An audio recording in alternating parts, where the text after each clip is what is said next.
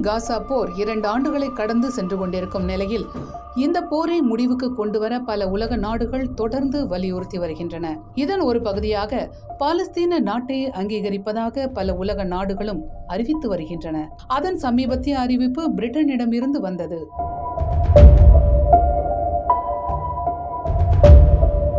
சுதந்திரமான பாலஸ்தீன நாடு என்ற கோரிக்கை இன்று நேற்று உருவானது கிடையாது.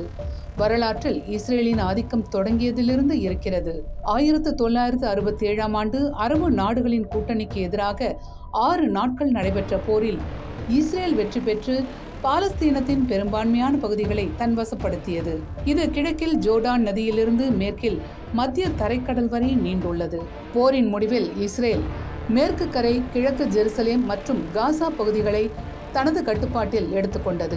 1948ஆம் ஆண்டு சுதந்திரத்தின் போது செயல்பட்டது போல இல்லாமல் புதிதாக கைப்பற்றப்பட்ட பகுதிகளில் வசிக்கும் பாலஸ்தீனியர்களுக்கு இஸ்ரேலிய குடியுரிமையை வழங்க அந்நாட்டு அரசு விரும்பவில்லை.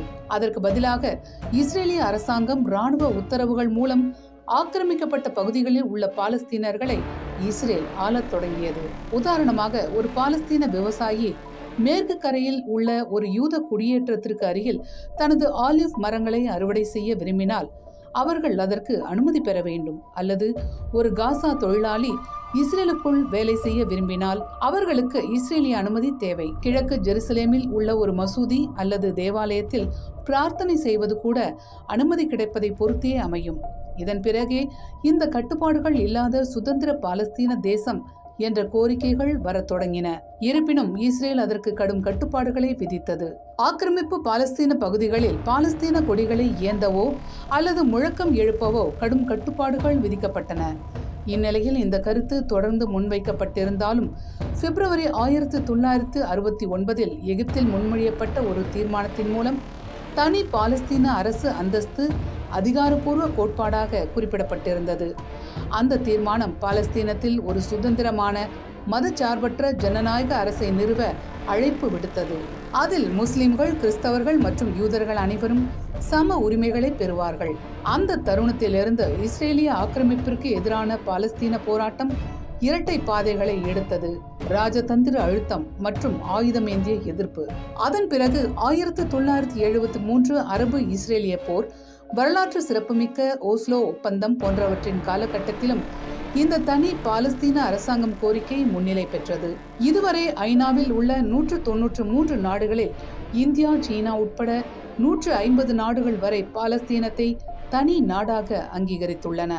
இந்த அங்கீகாரம் இரு நாடுகளுக்கு இடையிலான தனிப்பட்ட இராஜாங்க ரீதியிலான நகர்வுகளுக்கு மட்டுமே பலன் கொடுக்கும் என்றும் சர்வதேச அளவில் பெரிய மாற்றத்தை ஏற்படுத்தாது என்றும் கூறப்படுகிறது. உதாரணமாக, இப்போது பிரிட்டன் பாலஸ்தீனத்தை அங்கீகரித்திருக்கிறது என்று வைத்துக் கொண்டால், பிரிட்டன் பாலஸ்தீனம் அமைச்சர்கள் இடையிலான பேச்சுவார்த்தை, தூதரக பலன்கள் போன்றவற்றை மேற்கொள்ள முடியும். ஆனால் தற்போதைய பாலஸ்தீனத்தின் இறையாண்மையை மாற்றியமைக்கக்கூடிய ஒரு நிகழ்வு ஏற்பட வேண்டுமானால் அதற்கு ஐநாவின் பாதுகாப்பு கவுன்சிலின் முழு ஆதரவு தேவைப்படும். உதாரணமாக, பாலஸ்தீனத்தை முதன்மையான சுதந்திர நாடாக அங்கீகரித்து ஐநாவில் நிரந்தர உறுப்பினர் இருக்கை கொடுக்க வேண்டுமானால் அதற்கு முதலில் ஐநாவின் பாதுகாப்பு கவுன்சிலில் 9 உறுப்பினர்களின் ஆதரவு தேவைப்படும். அவை தவிர்த்து பாதுகாப்பு கவுன்சிலில் நிரந்தர உறுப்பினர்களாக இருக்கும் 5 நாடுகளில் யாரும் தங்களுடைய வீட்டோ அதிகாரத்தை பயன்படுத்தக்கூடாது. அப்படி ஐநாவின் பாதுகாப்பு கவுன்சிலில் நிறைவேற்றப்படும் பட்சத்தில் அடுத்து ஐநாவின் பொது அவையில் 3/2 பங்கு நாடுகளின் ஆதரவு தேவைப்படும். தற்போதைய நிலையில் அமெரிக்கா முழுவதுமாக இஸ்ரேலுக்கு ஆதரவாக இருக்கும் நிலையில் அப்படி ஏதாவது முயற்சி மேற்கொள்ளப்பட்டாலும் நிச்சயம் தன்னுடைய வீட்டோ அதிகாரத்தை அமெரிக்கா பயன்படுத்தும். ஏற்கனவே ஐநாவின் பாதுகாப்பு கவுன்சிலில் இஸ்ரேல் காசா போரை முடிவுக்கு கொண்டு வருவதற்காக கொண்டுவரப்பட்ட தீர்மானத்தை அமெரிக்கா தனது வீட்டோ அதிகாரத்தை பயன்படுத்தி 6 முறை தடுத்து நிறுத்தியுள்ளது. இதனால் உண்மையில் இந்த போர் முடிவுக்கு வர வேண்டும். நீண்ட காலமாக பல நாடுகளும் முன்வைக்கும் இருநாட்டு பேச்சுவார்த்தை என்ற நிகழ்வு நடைபெற வேண்டுமானால் அமெரிக்கா, இஸ்ரேல் உட்பட அனைத்து நாடுகளும் முன்வந்தால் மட்டுமே சாத்தியம்.